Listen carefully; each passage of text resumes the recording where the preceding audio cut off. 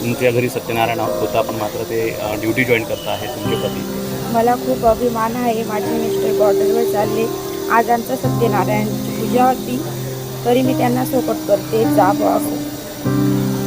देशाचं संरक्षण महत्त्वाचं वाटते तुम्हाला? हो, देशासाठी जावं असं. काय सांगणार आहे? काही ठीक आहे.